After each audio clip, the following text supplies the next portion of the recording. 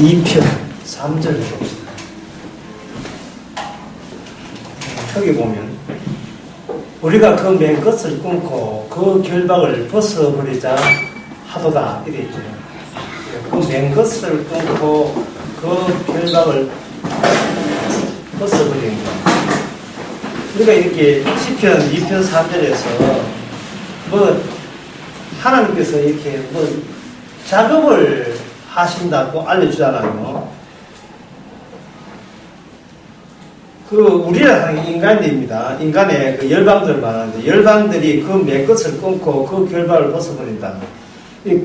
끊는다는 말은 어떤 끊어야 될 대해서 관계가 이미 수립되어 있어요. 수립되어 있고, 그것을 관계가 있는 것을 그냥 주시하고 바라보는 게 아니고, 그걸 아주 끊고자 노력한다는 겁니다. 누가? 이 세상의 모든 열방들이. 이 세상의 모든 열방들의 움직임이 어떤 목적이 있다는 거죠. 그냥 밥 먹고 살기 위해서 움직이는 게 아니고 어떤 목적이 있다는 겁니다. 뭔가 시도한다는 겁니다. 그 시도하는 당사자도 몰라요. 우리가 지금 우리가 평상시에 하고 있는 이 모든 일이 무엇을 목적으로 움직이는지를 당사자도 몰라요. 자, 대충 왔기 때문에 공격 좀 해야 되겠죠. 아주 쉬운 거예요. 이 질문을 하게 되게 되면 그 골치 아픈 것이 일서에 해결되는 겁니다. 자, 뇌가 여기 있습니다. 여기 우리가 있잖아요. 있는데 이걸 취소할 수 있으니까 뇌가 여기 있다는 걸 취소 못 하잖아요. 취소 못 하죠. 어쨌든 있잖아요. 우리가 어쨌든 있다. 그러면 이미 하나님께서 말씀 주신 것을 우리가 성경 말씀 성경 안 봐 하고 듣는다고 이 취소가 되느냐 하는 문제입니다. 이 문제예요. 내가 여기 있는 것을 나 이제부터 밥 안 먹어 이렇게 취소 못 하듯이 나는 그냥 이대로 갈래 죽을래 뭐 비장한 마음 아니면 그런 마음 안 생기잖아요. 나 여기 있음을 취소 못 하고 뭔가 움직인다, 의지한다, 행동한다, 생각한다 다 포함됩니다. 뭔가 움직인다. 움직인다. 움직이고 움직이는데 말씀은 우리에게 주신 말씀을 우리가 나 이거 시편 이제 안 들어 나 덮을 거야 라고 한다고 해서 이게 취소가 되느냐 이 말이죠. 사람들은 말하면 이 성경이라고 하는 건 옛날 사람들이 지어낸 아이디어의 하나 신화의 동화에 불과하다. 그러니까 우리는 참고로 할 뿐이지 여기 어리석게 성경에 매일 필요가 없다. 그런 생각이 세상 사람들이 제가 이야기한다고 하지만 사실 우리는 안 그렇습니까? 세상 사람들 속에 우리가 일부 아닙니까? 우리도 급하면 성경이 급한 게 아니에요. 지금 내 존재가 우선이에요. 성경은 나중이라니까요. 폼이 어제 이야기했죠. 나를 위해서가 우선이지 하나님을 위해서 우선 아니에요. 그런데 이 성경으로 끝나면 우리가 일리가 있어요. 우리 생각도 옛날 책이니까 옛날 책에 성경만 있으니까 불교도 있잖아요. 그렇고 그런 책이다. 옛날 성인들이 세상에 대해서 이해하기 위해서 나름대로 이렇게 뭔가 의견을 했고 그걸 편집한 책이다. 이게 현대 신학자들이 주장한 것처럼 그냥 의견들인데 편집한 거야. 그냥 참고로 해. 그게 매지 마. 중요한 것은 너 자신이 중요해. 네 생존이 중요해. 그 말이 일리가 있는데 문제는 성경대로 때가 되면 이 성경을 모두 이루어서 십자가 죽고 죽은 지 사흘 부활했던 그 사건 때문에 말씀이 된 거예요. 그 사건 때문에. 유대인들이 성경을 복종하려고 했습니다. 근데 성경에 복종한 그들이 성경을 좋아서 복종하는 것이 아니고 자기 이스라엘 나라 더 나아서 자기 생존이 더 급한 거예요. 성경이 중요한 것이 아니고 하나님의 뜻이 분명히 우리 민족을 살린다 했잖아요. 메시아 온다 했잖아요. 이 말은 뭐냐 하면 우리는 살아야 되겠습니다. 그 말이에요. 오늘날 교회나 똑같아요. 주여 우리를 도와준다고 했잖아요. 하나님께 천국 준다고 천국 보내야 했잖아요. 그러니까 누가 중요하다? 천국 가는 내가 더 중요한 겁니다. 하나님 약속대로 우리에게 실세해야죠. 이랬는데 이 말이죠. 그런데 하나님께서는 뭐냐 하면 그런 요청과 말도 안 되는 요구와 상관없이 십자가 따로 보내신 분이 있었고 그분만 따로 부활을 시키는 겁니다. 그게 말씀대로 되었다는 거예요. 처음부터 다시 이야기하면 내가 나를 취소할 수 없듯이 하나님도 우리가 이렇게 무시하는 성경 말씀은 한도 본인이 취소가 없어요. 그러면 필수할 수 없는 대상이 두 개 남았습니다. 나냐 성경이냐. 예. 이 주님께서는 우리가 우리를 포기 못하는 걸 알아요. 그럼 어떻게 하느냐 하면은 성경 말씀도 하나님 포기 안 합니다. 하나님 약속이니까 포기 안 하니까 성경 말씀 속에 포기 못하는 우리를 집어넣어 버립니다. 집어넣어 버리면 뭐가 발생되느냐 하면 우리가 평소에 나를 위해서 움직이고 나의 생존을 위해서 산다는 그것을 뭐라고 방향 지으냐 하면은 누군가에 대해서 공격형으로 공격형 작업이라고 규정을 해버려요. 말씀으로. 우리는 누굴 공격할 시간 없어요. 우리는 그냥 소망하게 내 가정 밥 먹고 사는 건 그게 전부인데 그게 공격이라고 성격을 규정을 해버린다니까요. 성격을. 방금 제가 이야기한 걸 안 들었다고 무시하게 되버리면 모든 것은 우리가 방금 제가 이야기한 것은 그거는 헛말이라고 여기버리면 남는 것은 모든 것은 상대적입니다. 예. 그거는 네 생각이고 모든 게 상대적이에요. 절대적이라는 것은 이 세상에서 이거는 내가 용납 안 해요. 왜냐하면 저쪽에 절대적이 등장하게 되면 나는 실험을 해야 돼요. 이거는 내 본성상 용납이 안 됩니다. 우리는 내가 절대자가 돼야 돼요. 내가 절대자이고 남들은 날 이용 대상이 되어야 우리는 속합니다. 이거는 왜 그렇게 나쁜 짓이라고 하지 마세요. 이거는 타고난 본성이기 때문에 이거는 고친다고 고치는 문제가 아닙니다. 이거는 교회 50년대도 안 고쳐져요. 내가 절대적이에요. 내가 절대적이에요. 근데 그 주님께서 고맙게도 그 절대적인 것을 그대로 버리지 않고 고치지 않고 그대로 뭐냐 하면은 예수님 절대성과 다툼 관계에다가 우리 절대성을 여기다 나 절대성을 집어넣습니다. 나 절대성이라는 것은 전체를 보면 모든 것이 상대적이다. 그런 같은 말이에요. 나 절대적이야. 나도 절대적이야. 그래, 우리 둘 다 존중해주고 의견 서로 소통하자. 이게 오늘날 이분하게 주지 않습니까? 서로 의견을 존중하고 그 주장을 인정해주게 되면 흑이든 백이든 동성애자든 이성애든 관계없이 전부 다 평화로운 게 남는 거니까 평화롭게 한다는 것은 내가 하고자 하는 것은 지장 없이 행할 수 있는 여건이 조성되니까 최고지요. 나 지금 뭐가 지금 그림 그리고 있는데 여기서 전쟁이 나왔어요. 그림 치고 도망가야 되잖아요. 이게 싫은 거예요. 전쟁의 원인에 대해서 따지고 싶지도 않고 나의 절대적 행위에 방해받는 게 이게 싫은 거예요. 왜 부모가 아프면 왜 자식이 싫어합니까? 부모 사랑해서? 아니죠. 내가 하는 일이 있는데 왜 알아서 돈 벌여가지고 알아서 치료하지 왜 자꾸 전화 연락할 때는 말이죠. 또 이창수 사장님 오늘 또 오니까 이제 생각이 이래서 이제는 안 하는 게 정상인데 오는 건 특이하다. 오늘 또 부모한테 아무 문제 없었구나. 있습니까?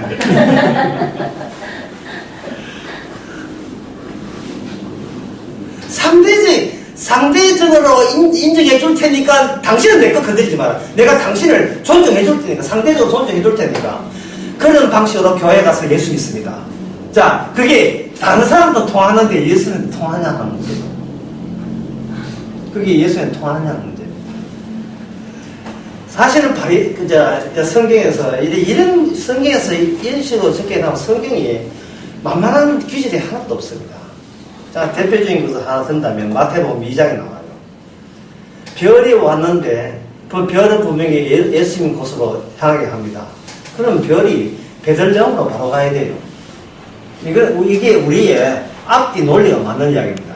별은 예수님의 쪽에서 나왔고 예수님 쪽에서 유도하라고 별을 하나님께 띄웠고 그게 바벨론 점성 학자들은 별 보고 따라왔으면 중간에 안 거치고 바로 가야 돼요. 그런데 중간에 어디를 거칩니까? 갑자기 별이 무정차인데 갑자기 정차를 해버린 거예요. 갑자기 어디로 빠졌습니까? 예루살렘에 빠진 거예요. 우리는 그 점을 놓쳐버리면 성경 해석 그런 쪽으로 접근을 못합니다. 만약 예루살렘에 갔다는 것을 그거는 완전히 무시해버리고 성경 해석하면 이래 됩니다. 동원 박사 좋겠다. 하나님께서 별까지 띄어가지고 구원해주니 그들은 예수 만나서 드리면서 그들은 구원받았다. 우리도 주께서 우리 마음속에 샛별이 떠가지고 바로 주님께서 다이렉트로 주님을 만나게 되면 우리 구원받잖아. 이래 되거든요. 그게 뭐냐면 구원론 중심이에요. 그 해석이. 구원론 중심이에요. 그래 되면 뭐가 빠지냐 하면 나는 죄인이라는 게 빠져있어요. 내가 이 세상과 한 통속이라는 점이 완전히 빠져버리는 겁니다. 이렇게 되어버리면 이 구원론 되면 무엇이 유력하냐 하면은 십자로 구원받는 것이 아니고 낚시론이 유리하죠. 낚시론을 하면서 자기 택한 백성 낚시해서 낚시 때 그냥 다이렉트로 건지는 거예요. 뭐 고찰 거 없어요. 네 구원한다 가자. 네 구원한다 가자. 이러면 되는 겁니다. 양이 100마리 있잖아요. 99마리 있다면 99마리 망대로 그냥 가면 돼요. 야, 잃어버린 양 그 신경 쓰지 말고 구원을 해보게 되면 성경 해석이 원래 의도했던 주님의 뜻은 날아가 버리고 교인들 위주로 사람들 기뻐하는 위주로 설교가 그렇게 다 되어버립니다. 그래야 교회가 부흥이 되니까요. 어차피 교회는 서비스 단체인데 그 서비스 단체가 뭐냐면 구원에 필요한 정보들 제공해 줄 테니까 11조 내에서요. 그래서 운영되는 게 교회잖아요. 구원, 당신이 필요한 구원, 죽어서 어디 갑니까는 필요한 정보를 제공할 테니까 정보 서비스 값을 내라는 거예요. 우리 그렇게 하고 그리고 와놓고 잘하나 뭐냐 우리가 거기서 애프터 서비스를 해줄 테니까 계속 돈만 계속 이렇게 자동 이체를 해가지고 돈만 내라는 겁니다. 그래서 이제 교회가 되거든요. 그런데 예수님 살렘에 딱 들렸다고 이야기한다면 결과적으로 어떤 문제가 되느냐 하면은 적이 발생되잖아요. 예루살렘에 안 갔으면 사람들이 원하는 그 고요한 세상, 내 생존에 아무 탈이 없는 무탈한 이 아름다운 세상이에요. 이 가을처럼 오텀 리버가 막 쫙 나오고 따다다다 처음에 사람들이 원하는 그 평화 그걸 주님께서 더 쓰시길 하는 이유가 없다니까요. 밤을 타고 이렇게 가깝잖아요. 해운대 바닷가에 걸으면서 이어폰 가을노래 들으면서 가을에 편지를 하겠어요. 뭐 아무나 되고 누구 다 편지하겠어요. 얼마나 낭만적이고 살만하잖아요. 돈만 되면 저 조선호텔 거기 한 25만짜리 그 스파 해가지고 폼나게 살면 되는데 근데 무슨 이야기 하는 거야? 문제는 너는 고요를 원하지만 성경 말씀에 보면 전쟁 상태가 있다는 겁니다. 자, 그러면 이 전쟁은 무슨 전쟁의 그 취지가 뭐냐 그걸 알아야 되겠죠. 그냥 무슨 전쟁인지 모르고 끼어들면 안 되잖아요. 전쟁은 뭐냐면 존재에서 사건으로 이동하는데 반드시 전쟁이 필요합니다. 존재에서 사건을 이동합니다. 얘가 무슨 말인지 모르겠지요. 어제 주일 오후에 그런 언급을 했는데 설교시간 때문에 어렵게 하지를 못해요. 하지만 설교시간 어제 오후에 하는 거 잠깐 언급해볼게요. 내가 배를 탄 6년 전에 배를 탄 적이 있는데 물에 빠졌다. 문장입니다. 나는 무슨 나가 들어가요. 나는 6년 전에 그건 나가 중요하니까 뭐 몇 년 전이냐 중요하지 않고 나는 배를 탔는데 빠졌다. 이 문장하고 내가 배를 탔는데 물에 빠진 사건, 갈로역 사건이 6년 전 일이었다 할 때 이걸 제가 뭐라고 했냐면 명사구라 했어요. 명사구라 하면서 하나가 개별적 역할을 못합니다. 한 덩어리로 움직여요. 덩어리를 해가지고 참 누구 전문가도 이상하게 미안하다만 한 덩어리로 움직여서 그 명사적 역할을 하는 거예요. 명사대명사 역할을 한다는 말이에요. 그렇다면 이걸 묻는다는 말은 모든 개인 구성 요소는 이거는 뭐냐면 존재가 뭐로 바뀌느냐 하면 명사구라 하는 사건으로 바뀌어버립니다. 개인이 반발할까요? 반발하지 않을까요? 반발하지요. 또 예를 들겠습니다. 나는 6년 전에 사람을 죽였다. 이래 되어버리면 여기는 마귀에 시달리게 됩니다. 왜냐하면 네가 주체가 돼가 사람 죽였잖아. 물론 완전 범죄라서 들키지는 않았어. 지금도 지금 찾고 있지만 지금 시효가 끝나길 지금 도망치고 있지요. 그게 뭐냐면 주의를 내가 인간응보입니다. 나 속에 인간응보라는 원칙이 있어요. 나는 그런 게 없었으면 좋겠어. 인간응보가. 그런데 내가 내 마음대로 되는 곳이 아님을 도대체 이게 인과응보가 어디서 하죠? 근데 나쁜 짓 했으니까 양심이 가책이 된다는 이 심성이 우리가 요청했습니까? IQ 한 20대만 되실 거예요. IQ 20. 근데 우리는 놀랍게도 IQ가 20이 아니에요. 170, 160 진짜. 인플레이션 너무 예쁘다. 지금 너무 똑똑해. 예민한 사람 치고 자살할 가능성이 많습니다. 너무 똑똑해. 노무현 그 사람 뭐 바보입니까? 죽었잖아. 노무현도 IQ 40만 돼도 안 죽었어요. 진짜 오랜만에 반소리 한다. 진짜 노무현 IQ 40만 돼도 안 죽습니다.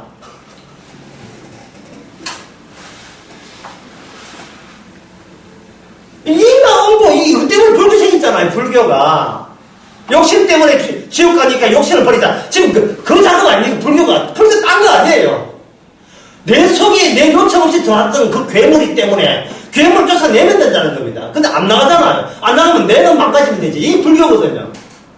뭐 저는 보니까 뭐 기독교에 천주교에 참선 비슷해야지요.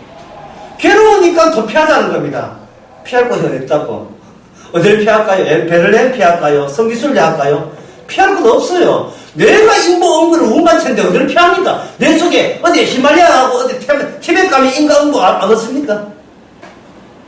누가 집어이었느냐 있는 거죠. 성경 보기 전은 모르죠. 성경 보기 전에 성경 봐도 모르지만 하던 사람 모르지. 이 존재 안에 이게 활동하고 있는 겁니다. 내가 6년 전에 사람을 죽였다. 이거 못 견딥니다. 결국은 지가 산에 가서 체포되지 않았지만 산 속에 내가 그동안 피해자에게 유족들에게 미안한 유서를 써놓고 죽을 가능성도 있어요. 한 30% 있어요. 이건 어떻게 하냐. 갈림을 쳐버리면 하나님이 일으킨 6년 전의 사건에 내가 말려들었다. 뻔뻔 소리가 짜요. 참 뻔뻔하지요. 참 뻔뻔합니다. 갑자기 자기 책임이 아니고 이건 누구 책임 돌리는 거예요? 예, 하나님 책임 돌리는 거예요. 뻔뻔하지요. 낯짝 두껍지요. 문제는 둘 중에 어느 게 진실이냐. 두껍다, 뻔뻔하다가 문제가 아니라 하나님께서 일을 하실 때 존재 중심으로 일을 하느냐 사건 중심으로 일을 하느냐 이 말입니다. 스데반 집사가 죽을 때 뭐라고 했냐면 주여 저들 한 일을 알지 못하니 저들을 용서해달라 했죠. 이 말이 무슨 뜻이냐 하면 그들은 개인적으로 부모에 의해서 하나님의 영광 돌린다고 스데반 돌을 던졌는데 스데반 집사는 그들을 뭐냐 하면 한 묶음으로 보는 한 명성으로 보는 게 하나의 사건으로 보는 거예요. 니도 나처럼 주께서 일으킨 성령의 사건, 십자가 반복의 성령 사건입니다. 반복되는 십자가 사건에 니나 내나 다 같이 말려들었다는 겁니다. 너의 역할은 뭐냐 하면 가해자로, 내 역할은 피해자로 말려들었다는 겁니다. 그래 예수님께서 십자가 섰다고 모든 사람을 다 천국하고 지옥 보내지는 않아요. 다만 말려들었으면 존재에서 사건으로 바꿀 수 있는 사람은 천국 가는 겁니다. 주께서 하셨잖아요. 뻔뻔치고는 최고의 뻔뻔한 사람들이 그 중에서 하나의 사도 바울입니다. 예수 믿는 사람 많이 죽여서 죽게 만들었어요. 예수님이 스데반 집사를 포함해서 자기가 중개자로 나서서 많은 사람을 체포했고 그들을 죽게 했습니다. 실제로 자기는 포행자라 했어요. 또 살인자고. 그런데 어디에 그렇게 짓을 했으면 낯짝을 안 보여야지. 적어도 양심이 있다면 이거는 대놓고 복음을 전하는 대놓고 복음을 뭘 잘했다고? 예? 오늘 제목이 뭘 잘했다고 이걸 할까요? 아니 뭘 잘했다고 그렇게 대놓고 합니까? 자, 반대로 생각해요. 반대, 이제 사도 바울과 반대입니다. 12년 동안 혈병, 하혈을 하는 병을 했던 여인이 있어요. 예수님께서 그 여인이 와서 그 예수 옷을 깎을 마치니까 이게 어제 개 같은 하여튼 성경 기준은 좀 다르니까 제가 정리해 봅시다. 이게 어디 개 같은 여자가 하느냐 하니까 여자 하는 말이 꼴소리가 내버렸어요. 자, 존재를 이야기한다면 왜 남들은 건강해야 한데 왜 나만 이렇게 10년 동안 후달립니까? 이거 하나님 책임이잖아요. 낫게 해달라 이렇게 해야 될 텐데 이 괴 같은 여인이 나는 유대인을 이방인으로 온 게 아니다 이렇게 하니까 옳소이다. 저 괴 같은 여인인데 부스러기에 떠지는 거 먹지 않습니까? 예, 이래 될 때 그 여인은 뭐냐면 나한테 이런 병이 든 것도 내 잘잘못이 아니고 하나의 사건, 명사고 하나의 사건이라는 겁니다. 그러니까 이 사건 책임자를 만났으니까 뭔가 해결책이 있을 거라는 거죠. 마무리, 결론이 있을 거 아니냐 말이에요. 주께서 일으킨 십자가 사건의 결론은 부활이죠. 또 속인된 것도 마찬가지입니다. 제자들은 뭐냐, 속이 나 때부터 죄져서 부모의 죄 때문에 속인되었다, 저주받았다 했을 때 주님께서는 그 해석을 거부했습니다. 주님이 해석을 가지고 무슨 해석이냐? 오늘 제목입니다. 표준적 해석입니다. 표준적 해석. 난 잊어버린다. 제목은 표준적 해석이에요. 주님의 해석이. 자, 표준적 해석이니까 제가 아까 강의한 것처럼 절대적이죠.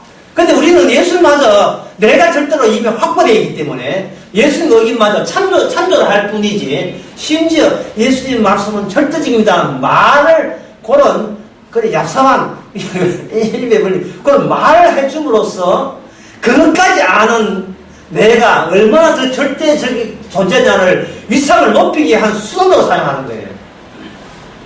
세상에 예수님 해석마저 네가 알아챘으니까 가면서 보자. 내한테 얼마나 절대적인 많은가. 그거 자기가 괜찮은 거 끌어모은 그 즐거움에 빠져 사는 거예요. 네한테는 그런 거 없지. 바로 상대적이지만 네보다는 내가 우위에 있다는 또 자랑질을 또 할 수 있고. 그러나 예수님의 이게 표준적 해석, 이 절대적 해석은 반드시 뭘 유보하느냐 하면은 너는 내 적이었었어. 그걸 반드시 동반해서 그 결과를 내야 됩니다. 우리 좋은 게 좋습니다가 아니라 너는 좋은 게 내 눈앞에 네 좋은 사람 아니야. 네 그거 못된 짓 그거 해. 계속 해. 못된 짓 계속 하라고. 네밖에 모르는 못된 짓 계속 하라고. 네가 알아서 고쳐가지고 내한테 나올 생각하지 말라는 거죠.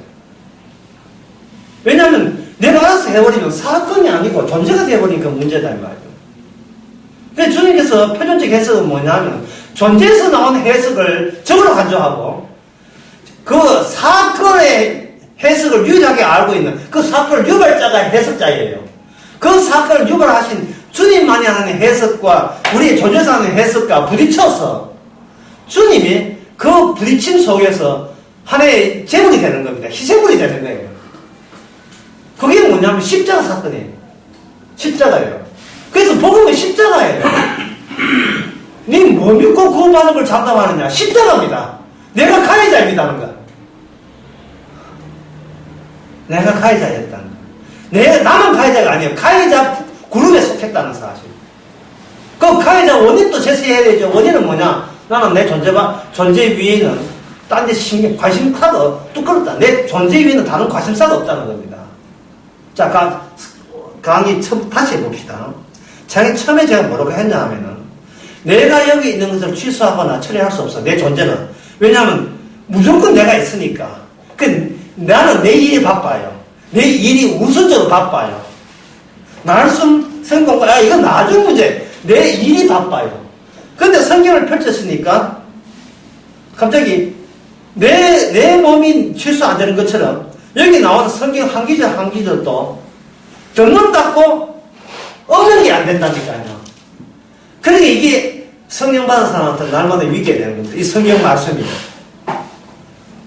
성령 안 받은 사람은 안 보면 되고 안 들으면 돼요.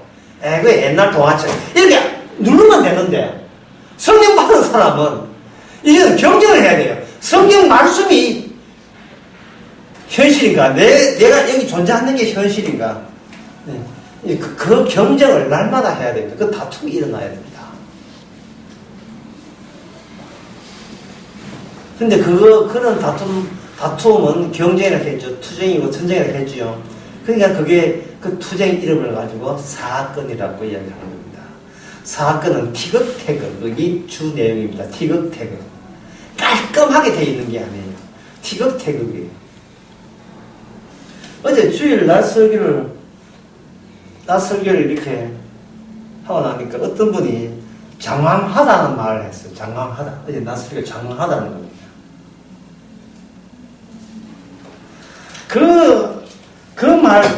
그 말이 오늘 제 강의에 이렇게 도움될 줄 몰랐어요. 제가 어제 난 설교에 사실 핵심 중에 하나가 뭐냐 하면 없는 사단이 어디서 나오느냐에 관한 겁니다. 없는 사단, 악마. 예. 없는 악마 없어요. 왜냐하면 내 존재가 절대적이기 때문에 내가 파악하지 않으면 무조건 없는 겁니다. 왜냐면 정신병자하고 한참 보고 있는 게 아니잖아요. 그러니까 사단은, 악마는 없는 거예요. 내가 있기 때문에 없는 거예요. 그런데 만약에 제가 교회에 앉아 있습니다. 목사가 설교합니다. 그러면 내가 도착 지점이에요. 내 존재가 은혜 받으면 그게 이제 마지막 지점이란 말이죠. 목사가 설교하는데 장황해요. 장황한데 마치 뭐냐 하늘에 비행기가 그 비행기가 뜨잖아요. 비행기가 참 이쁘게 뜬다. 그러면 그 비행기가 이쁘다는 소리 듣고 내 집에 있는데 내 앞에 와서 착륙해야 됩니까? 이쁜 건 맞는데 내가 이쁘다고 해가지고 내 앞에 와서 나 이렇게 이뻐요 하고 갑자기 비행기가 자기 바쁜 볼일을 안 보고 제주도 앞에 이렇게 갑자기 내 앞에 와서 착륙해야 됩니까? 아니죠. 근데 사람들이 교회 갈 때 내게 은혜 내가 도착 지점이 되는 거예요. 모든 말씀의 도착 지점이. 근데 비행기가 어디로 가느냐? 어제 설교 내용이 비행기가 어디냐면 악마가 등장하는 그 현장에 간다고요. 비행기는 비행장에 앉아야죠. 비행장에. 그래서 비행기 호텔을 알려면 우리가 내 자리를 버리고 어디로 가야 돼요? 인천공항으로 가야 돼요. 거기 가니까 내가 못 보던 악마와 그리고 진짜 예수님의 모습이 진짜 보이는 거예요. 십자가 사건이 되는 겁니다. 그동안 우리는 하늘 날아다니는 십자가 사건을 현재 내 존재의 구원을 위해서 그냥 여기서 잡아 당긴 거예요. 내 구원받기 위해서 십자가였어요.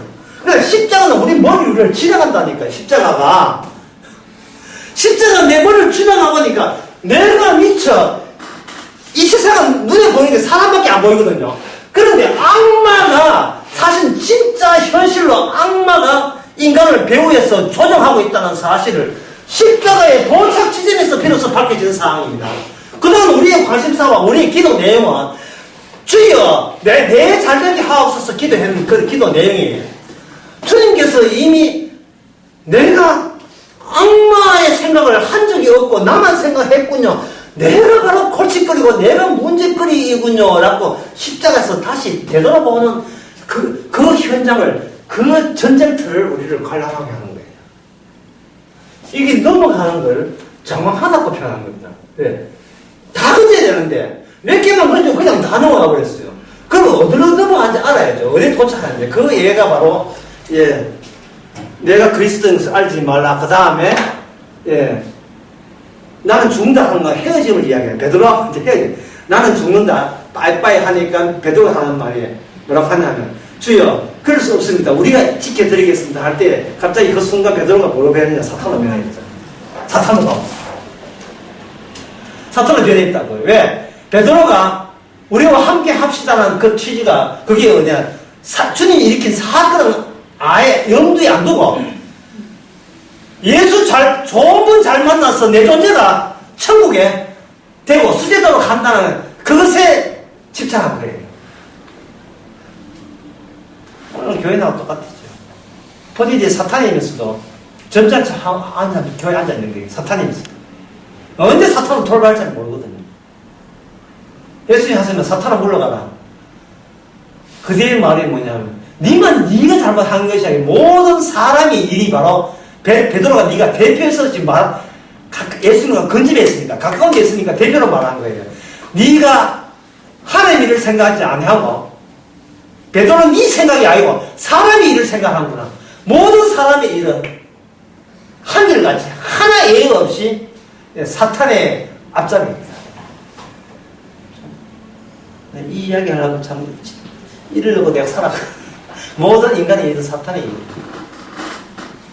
자기 존재에 대해서 포기를 모릅니다. 아주 지독합니다. 지독해. 주의 영광들을 놓고 돌아서서는 이 영광 돌렸으니까 내게 줄 보상은 어떤 겁니까? 주여. 이건 뭐 자동적이야. 이거는 말할 새도 없어, 자동적이야. 그래서 제가 어제 낮에 그 많은 죄, 그런데 돌아보니까 거기 뭐로 변해졌다 했습니까? 몽땅 다 하나님의 의로 다 바뀌어져 있지. 이걸 가지고 특수 상대성 원리라고. 미래가 과거를 찾아와서 과거를 다 뒤집어 놓는 거예요. 도착 지짐이 가게 되시는 미리 도착하는 거예요. 미리 이렇게 심리적인 그 현상. 어떻게 그게 가능하냐. 지나가야 도달되는 그때 온다가 미래 온다는 것은 존재적 입장에서 시간노이라는 거예요. 사건 입장에서는 영원성이거든요. 모든 게 영원성이고 모든 게 동시성 개념을 갖고 있습니다. 특수상대성 원리에 의하면 모든 게 동시성이에요. 그러니까 현재, 과거, 미래가 공존하고 함께 있는 겁니다. 그 증거가 사도 바울의 몸에 새겨져 있어요. 사탄의 가시가 있던 인간의 바닥과 그리고 그 몸에서 그 몸이 삼천시로 올라갔던 그 공존하는 두 개의 과정이 사도 바울의 몸에 다 새겨져 있으니까 사도 바울 몸은 범우주적 사건을 그래프를 표시하는 하나의 스크린 같은 역할을 해버린 겁니다. 그것까지 뭐 기성교회가 이단이 아니라 이제 판정만 살았고 뒤에서 예수님이 떠미는 거예요. 사도 바울 몸이 자체가 하나의 움직이는 계시가 되어버린 거예요. 움직이는 계시.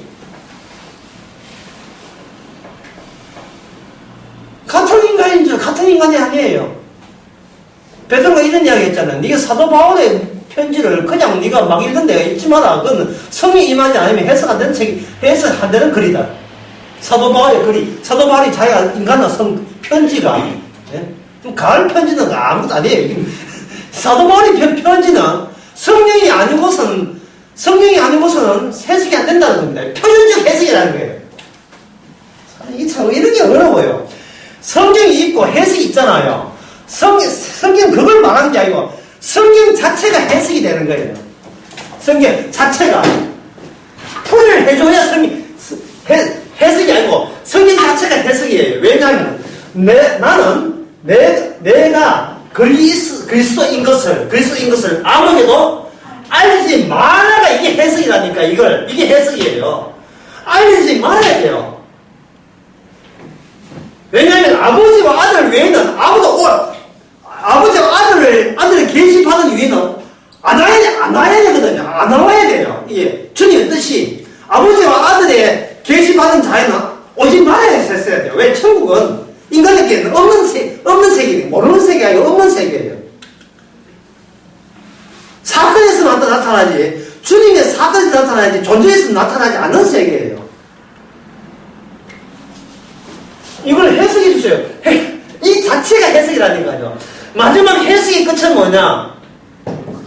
결국은 주여 나의 구원은 불가능한 구원이었군요라는 담백한 고백. 그 고백만 예배 때 부릅니다. 그런데 다른 지사가 아니고 지사님은 어떻게 그런 해석을 했습니까? 왜 내한테 묻습니까? 내가 이렇게 사건도 아닌데 나는 그냥 내 존재밖에 몰라요. 나는 내 존재에 충실합니다. 그런데 존재에 충실한 나를 명상으로 하나의 십자가 사건화 시킨 그 주님 보고 물어야 됩니다. 다시 말해서 내가 당신한테 말한다고 전도되는 것이 아니고 전도는 주님이 직접 한다는 거예요. 선교사들은 모든 이유 다 깨져버리죠. 모든 선교사들은 전부 다 가짜가 되어버리는 거예요. 진짜 선교하려면 멀리까지 갈 필요 없어요. 지금 이 자리에서도 당신들은 몰라. 그걸로 선교가 된 거거든요. 신앙으로 다듬어가지고 저저친나 해가지고 믿음 이래가지고 요거 1호 3일치 이름 만들어가지고 요거 동의하면 구원시켜준다. 이 무슨 짓들을 하고 있는 겁니까? 교회가 복음을 방해하는 걸 그들은 몰라요. 제 이야기에 대해서 사람들이 알고 있는데도 불구하고 욕으로 나오는 이유는 목사들이 욕을 하는 이유는 다 하나밖에 없습니다. 내 사업에 왜 방해하느냐? 내 사업에 왜 방해하느냐? 네 교회가 그렇게 까버리면 안 되잖아는 거예요. 성경이 교회인데 왜 당신은 교회를 까느냐?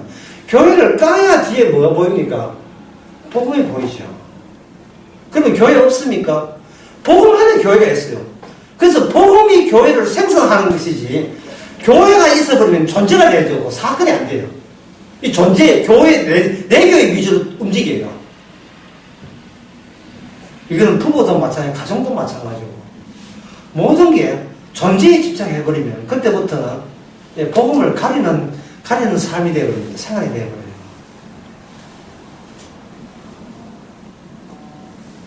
실컷 복음 전하는데 복음 전하는 자기 자신 잘났다를 나타낸다.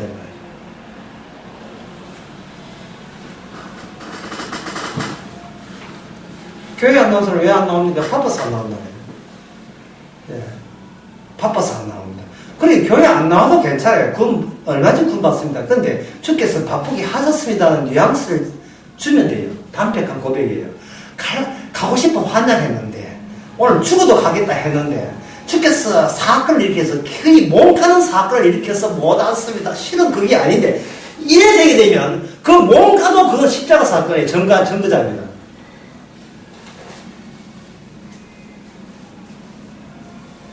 네, 그렇다면 온것 아는 것 가지고 믿음 없다를 있다는 결정하면 안 돼요. 네, 주께서 그렇게 하셨습니다. 헌금 낸다 안다를 가지고 있다 없다 그거 확정되면 안 돼요. 존재를 사건에 맡겨가지고 이제부터 아침에 눈만 뜨면 저희야 오늘 또 무슨 사건을 일으킬 겁니까? 오늘 무슨 사건을 일으킬 것입니까? 주여 종이 감당하겠나이다. 어차피 사건의 주체는 주님이니까 존재는 사건에 일부로서 같이 편입되어가지고 다루는 대로 다루고 치면 돼요. 그러니까 내 존재에 대해서 인과 응보, 어떤 책임을 진다는 것은 이거는 본인 사건이지 주님 사건 아닙니다. 이 본인 사건은 내 잘났다가 자기 의밖에 안 나와요. 자기 의밖에. 다시 이야기 읽어보겠습니다. 왜 별이 예루살렘에 왜 갔었냐? 별이 왜 예루살렘에 왜 갔느냐? 그것은 동방박사들을 십자가의 고난에 동참하기 위해서 그렇습니다. 동방박사는 별 따라왔을 때 자기 달랑 구우만 당할 헤헤 하고 챙기면 그만인 줄 알았는데 그게 아니고 예루살렘의 거처로 말미암아 동방박사가 예루살렘을 본부로 두고 있는 열왕의 표적이 돼요. 공격 표적이 되는 겁니다.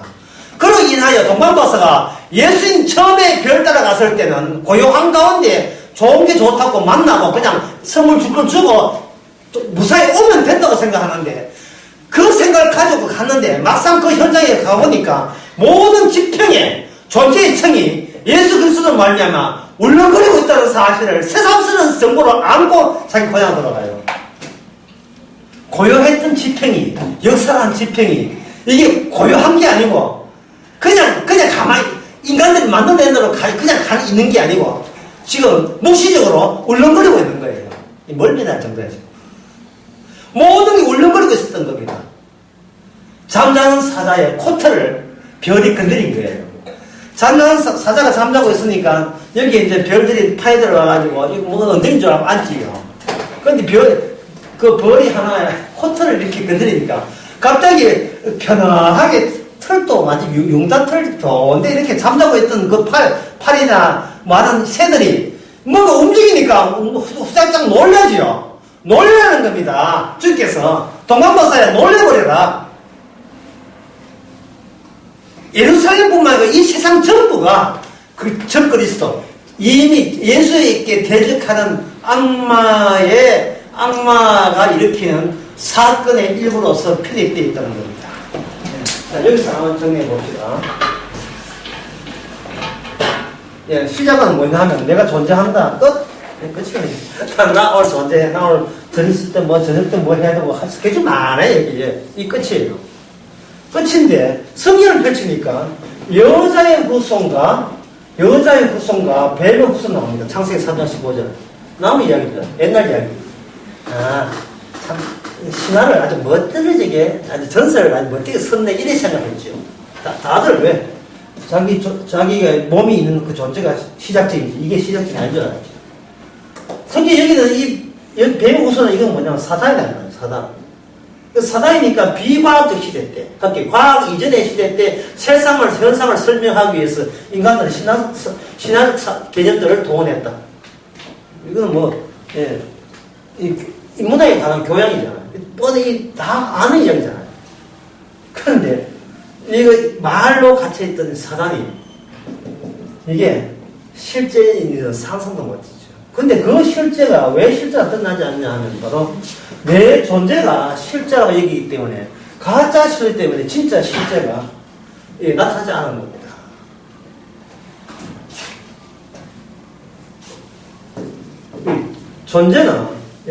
존재는 시간, 과거, 현재, 미래에 따라서 결정되지만 실제는 묵시적이라서 과거, 현재, 미래에 현재에 의미하지 않습니다. 따라서 이 존재와 더불어서 과거, 미래 이것이 날아가 버리면 실제는 벌써 우리가 미래에 온다는 그 실제가 벌써 과거에 이미 우리를 하나의 악마와 예수님의 사건에 작용하에 편입시켜 놓은 부분으로 편입시켜 놓아버렸어요. 이게 지금까지 한 강의의 정리입니다.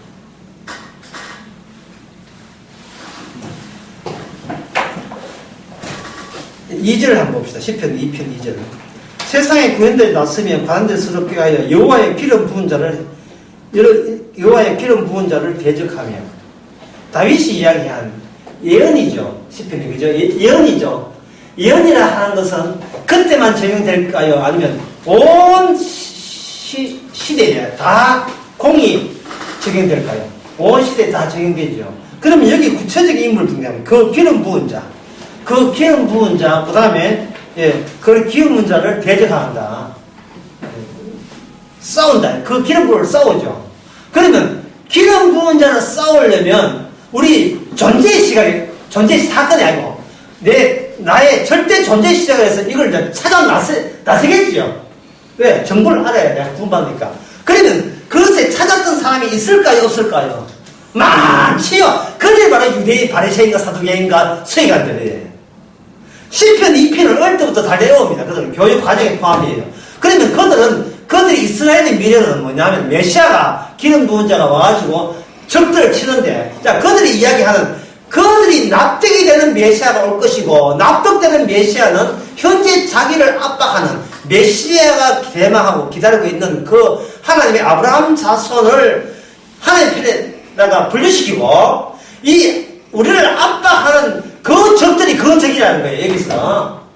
그럼 그 적들이 메시아는 누구 편을 든다? 지금 우리 바리새인과 사두개인 이 공동체 편에 들어서 칠 거니까. 그러면 그 메시아는 누구와 싸우냐? 로마에서 우리를 해방시키는 분이 메시아다. 그 분만 찾으면 된다. 자, 그분의 활동에서 정치적으로 로마를 공격하고 로마를 한테 힘으로 꺾어버리는 메시아가 오면 된다. 예. 열심당원들이 그랬고, 쿰란 공동체 열심당원들입니다. 그 다음에 열심당원들. 그 다음에 뭐냐 하면 바로 사두개인들, 바리새인들, 각 매파가, 메시아를 듣는 각 매파가 공통적으로 생각한 것이 뭐냐? 로마 압제에서 벗어납니다. 로마 압제에서. 예수님께서 물리를 걸을 때, 오병이를 할 때, 왜 많은 그런 군중들이 예수님을 따라왔을까요? 귀신 찾을 때 예루살렘까지 소문날 정도로 갈릴리에서 일을 벌였는데 그 소문이 예루살렘에 났었습니다. 수많은 군장들이 예루살렘 입성할 때 기다렸던 메시아가 왔다고 잔뜩 희망에 부풀었습니다.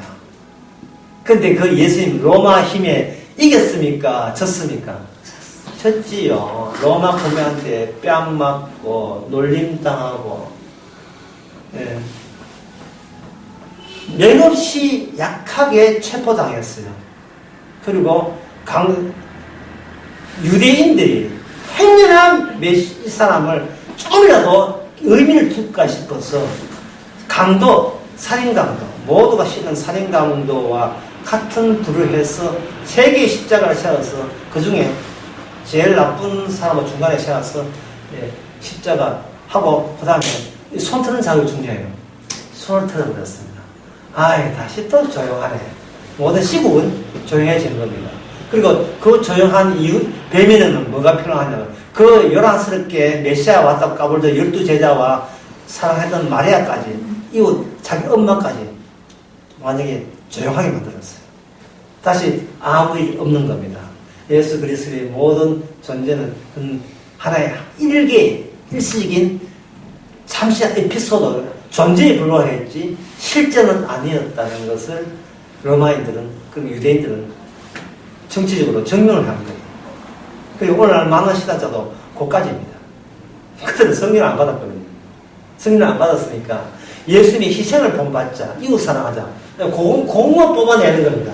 그거 봐, 예수님께서 얼마나 사랑해서 자기 목숨을 귀한 사람 줬잖아. 우리도 그걸 본받아서 교회에서 서로 이웃끼리 사랑합시다. 그걸로 끝나는 거예요. 주님에게 교훈을 뽑아내가 그 교훈을 내 것 삼아서 나도 예수님처럼 모방하고, 천주교에서 많이 그런 거예요. 모방해서 예수님처럼 하게 되면 우리는 그리스도 형상이 피어날 것이고, 그러면 또다시 유대인처럼 언젠가 오실 그 하늘날에 우리가 그리스도의 형상을 담아 들어간다는 겁니다. 이거는 실제가 아니에요. 자기 개인 존재 중심입니다. 그것에 대해서 모든 사람이 동의하고 있어요. 왜? 평소에 그렇게 살아왔기 때문에. 석가모니처럼 보레소이가 굶자 이거 싫어요. 석가모니 정신처럼 우리도 대자대비, 원수 만들지 말고 누구나 다 대자대비하자. 그게 그 불교의 석가모니 이야기잖아요. 석가모니는 되게 겸손한 사람이에요. 석가모니가. 그리고 석가모니 돈 받아서 머리 깎고 중대해가지고 법륜 스님이니 뭔가 안철수 멘토고 있잖아. 또 하바대학 나온 거 있잖아. 전부 다 겸손해요. 왜 겸손하냐 하면은 소크라테스는 잘 모른다 했잖아요. 소크라테스가 진리가 뭐냐? 인간은 모른다는 거예요. 소크라테스가 왜 죽었냐 하면은 신에게 재물을 드리는데 네가 신을 알아? 그 재물 준다고 뇌물 바친다고 신이 좋아할 것 같아. 우리는 뭐든지 몰라. 이것 때문에 소크라테스가 무신론자로 취급받아 죽었습니다. 그 독약 마시고 사약 먹고 콜라 마셔 죽었거든요. 그런데 부처는 겸손했어요. 안다는 겁니다. 신이고 뭐고 다 인간의 마음이 만드는 거예요. 얼마나 겸손합니까? 그 석가모니 따른 인간 다 겸손해요. 모르면 모른다 해야지. 왜 아는 척을 합니까? 아니, 이거 머리 감다고 아는 척 하죠. 머리 깎아보세요. 나중에 머리 기르면 귀찮아서 깎아요. 이게 신학자들의 특징이 겸손하는 거예요. 성령 안 받으면 모르면 그냥 신학교 취직해서 밥 먹고 살면 돼요. 지 신학 이런 게 다 어디야. 되지. 취직에 대해서 입을 다물어야 돼요. 그래서 신학 교수들한테 솔직한 사람들은요, 복음을 이야기 안 해요. 학생들에게 난 모른다 했어요. 학생들은 화가 나는 거죠. 진리도 모르면서 교수질을 하고 있으니까 신학교 때 배울 거 없다 이런 막 나온 겁니다. 그럼 목사들은 왜 큰소리 치느냐? 목사들은 모르는 소리를 할 필요 없어요. 왜냐하면 교회가 날로 커지니까.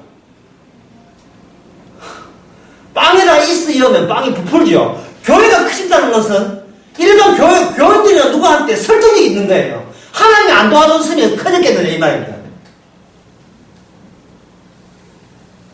그래서 교회 커진 교회가 분裂되잖아요. 그러면 사탄의 짓이에요.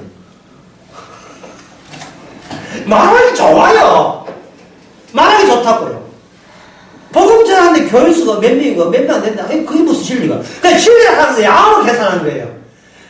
진리인데 교인 수가 3명 있다. 그거는 그 교회가 아니에요. 왜? 진리라면 주께서 크게 하실 거라고 생각하는 겁니다. 일반 교인들이. 그 마태복음에 두세 사람도 내 이름 모인다. 그런 건 귀에 안 들어요. 그러니까 목사들이 화가 나는 거예요. 진리 전했는데 주의 종을 인정 안 해주니까. 그럼 진리 종한테 남들한테 설득력 있으려면 뭐만 키우면 돼요? 이 교회 키우면 되죠. 수단과 방법도 교회 키우면. 그래서 이거 교회 넓다. 세상에 저 그랜드 피아노 봐. 이거 파이프 오른까지 있네. 나 이 교회 다닐래. 아심 푹 놓고. 아심 놓고 저기 이 교회 다니는 겁니다. 아심 놓고. 그래서 화를 내는 거예요. 그게 존재인데 그 존재마저 무시합시다. 그것이 십자가 사건을 구성하는 하나의 사건 속의 명사구로서 하나의 단어로서 개념은 포함이 되어 있습니다. 자, 10분 쉽시다. 그 10분, 1초 남았는데 쉽시다. 이것도 너무 과하다.